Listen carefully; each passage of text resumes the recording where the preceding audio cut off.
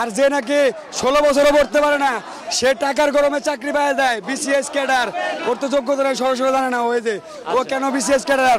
আর ওরা যোগ্যতা, ওদের যোগ্যতা আছে, পড়ালেখা করে যোগ্যতা আছে, আপনি কেন চাকরি পাচ্ছে না? আচ্ছা, আপনি তো স্লোগান দিচ্ছেন, আমি স্টাফ। আপনি আপনার সাথে একটু কথা বলি, আপনার সাথে একটু কথা বলি।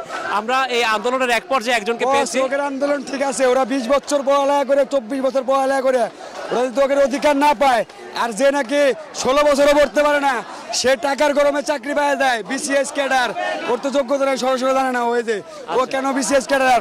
আর ওরা যোগ্যতা, ওদের যোগ্যতা আছে, পড়ালেখা করে যোগ্যতা আছে, আপনি কেন চাকরি পাচ্ছে না? আমার এইটুকু। আচ্ছা ঠিক আছে, আপনি একটা গাড়ির হেল্পার। জি, আপনার হাতে দেখি টাকাটা একটু দেখাই। কন্ট্রাক্টর আমি। আপনি গাড়ি থেকে নেমে এসে শেখ হাসিনার গাড়ি কন্ট্রাক্টর। আচ্ছা, আমি এদের আন্দোলনকে সফল মনে করি, এদের আন্দোলন সার্থক হোক, সফল হোক, জয় বাংলা। আচ্ছা, আমরা মাত্রই দেখলাম একজন গাড়ির কন্ট্রাক্টর, তিনি গাড়ি থেকে, তার গাড়ি ডান পাশে রাস্তায় আটকে আছে, তিনি গাড়ি থেকে নেমে এসে শিক্ষার্থীদের সঙ্গে স্লোগান দিচ্ছেন। এবং তখন যখন তাদের সাথে তার সঙ্গে আমি কথা বলার চেষ্টা করলাম, তিনি বললেন যে এই আন্দোলনের সঙ্গে তিনিও সম্পৃক্ত এবং তিনি মনে মনে সেই শিক্ষার্থীদের যে চাওয়া, সেই চাওয়ার সঙ্গে একাত্মতা প্রকাশ করেছেন।